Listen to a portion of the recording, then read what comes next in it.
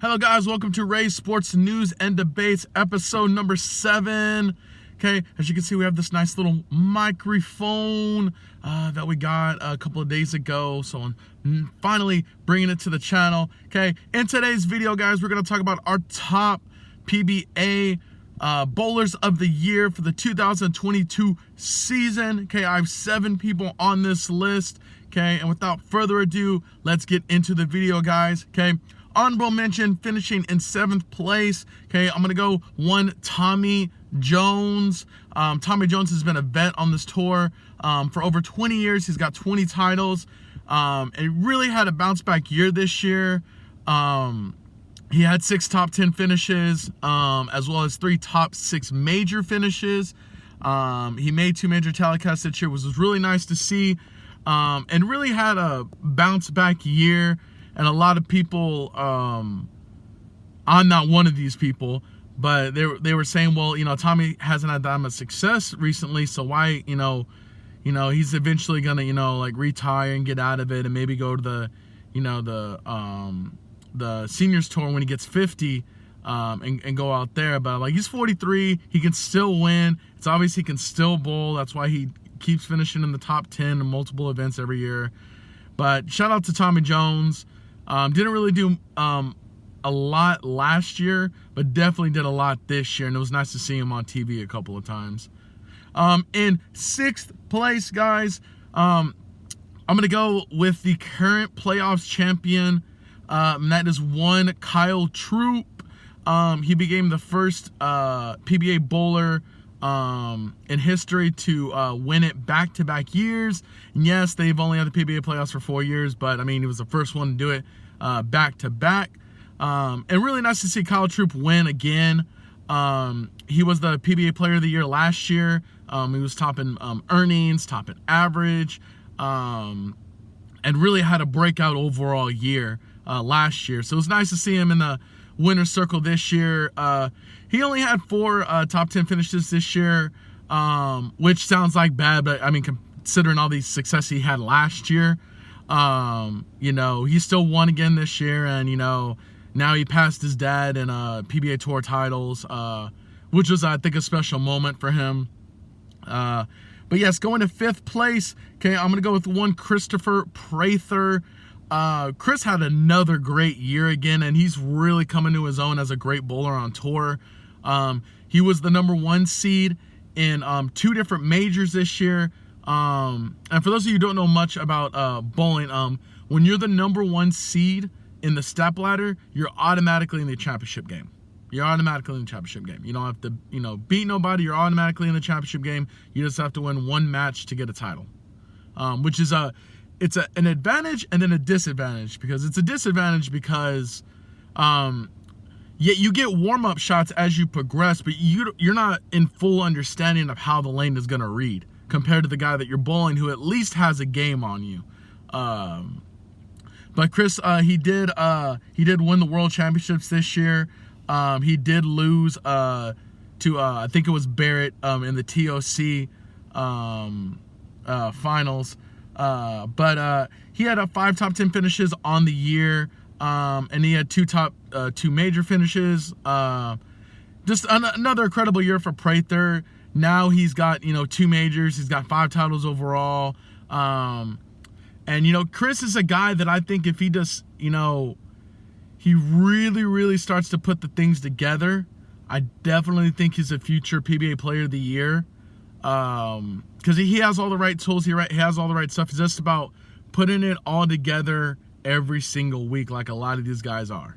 And Chris can bowl, and then there's weeks where he struggles a little bit, and then he bounces back the next week and does great. So it's just really, just trying to get him to be a little bit more consistent on the tour.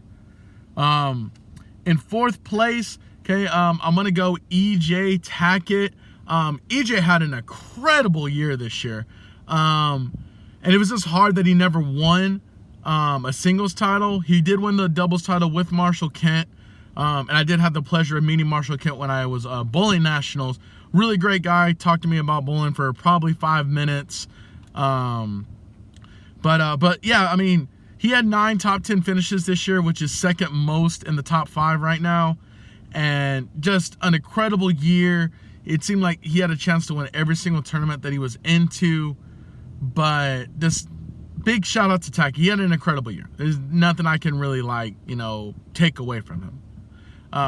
Third place, okay, my first potential guy that could win PBA Player of the Year, and I think he's had a major bounce back year, is one Dom Barrett. Dom Barrett won the TOC this year and the Colorado Springs Open, which is the new event they added to the tour this year, which I'm glad for, because I think, the guys on tour right now, they need more events to do besides regionals. But yeah, I mean, Barrett had 7 top 10 finishes this year.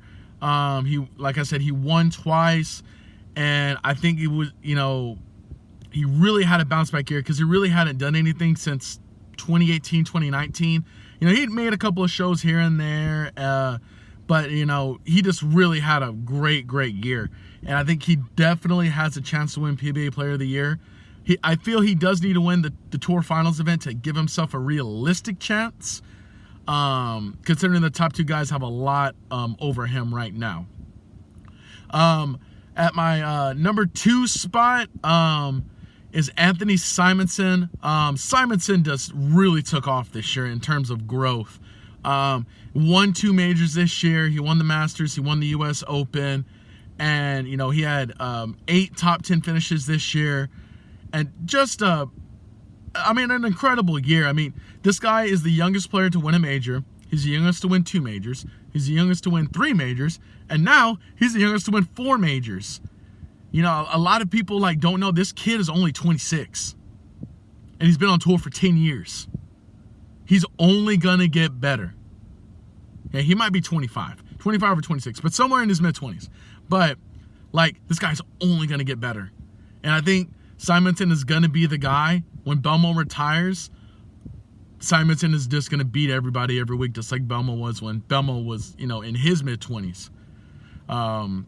But speaking of Jason Belmonte, at my number 1 spot, and I think the front horse to win PBA Player of the Year right now, that has to be Jason Belmonte.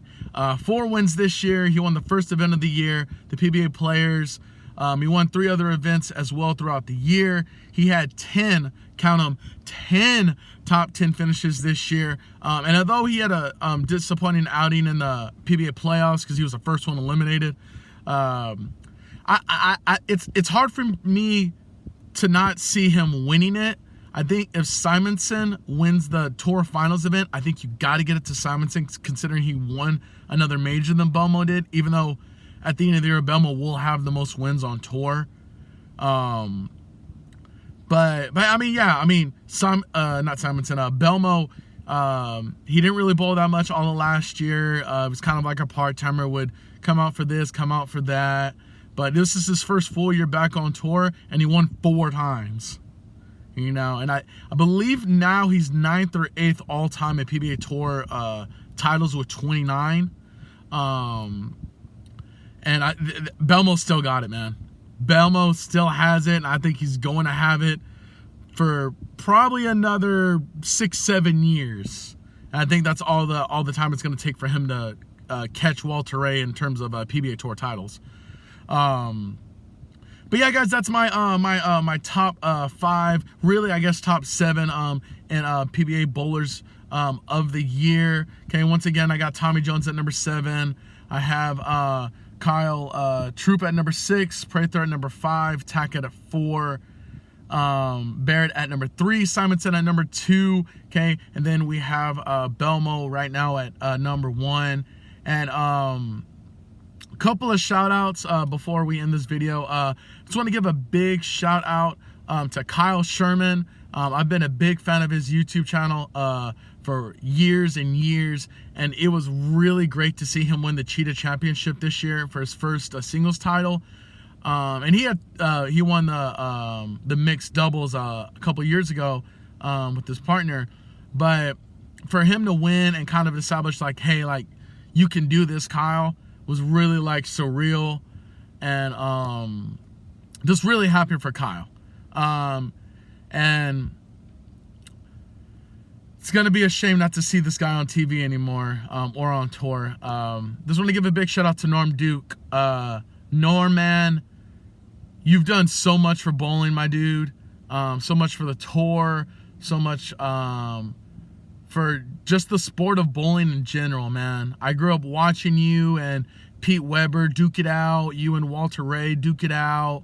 There were times you and Belmo were, going against each other, and it was an extreme honor and privilege to watch your last event on tour, being the Masters event. And, me and my friend Matt, we had the pleasure of seeing Norm's last, championship appearance and last appearance on tour ever. And I'll never forget that to this day.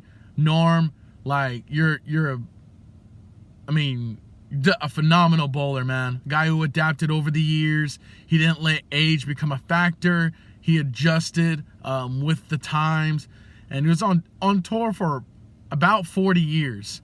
And, not a lot of guys can say that. Pete Weber can say that, Walter Ray. Those are like the three GOATs of, if there's a Mountain Rushmore of bowling. You think of Norm Duke, you think of Walter Ray, and you think of Pete Weber. A lot of people say, Anthony and, Earl Anthony and stuff. But those are my three OGs. But Norm, you had a great career, man. I can't wait to see what the future has in store for you, my guy. Have an incredible time. And Norm's still going to bowl, but he's just not going to bowl on the national tour anymore.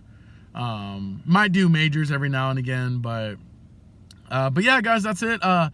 Once again, thank you guys so much for the love and the support to the channel. It really does mean a lot to me. When I first started this YouTube channel, I didn't know how successful it was going to be. But you guys have just blown the channel up with your likes, with your comments, with your, with you subbing to the channel. And it's slowly growing. And I have all of you to thank for that. So thank you from the bottom of my heart, guys. Until the next time, guys, I will catch y'all later. Y'all have an incredible day. Thank you guys again so much.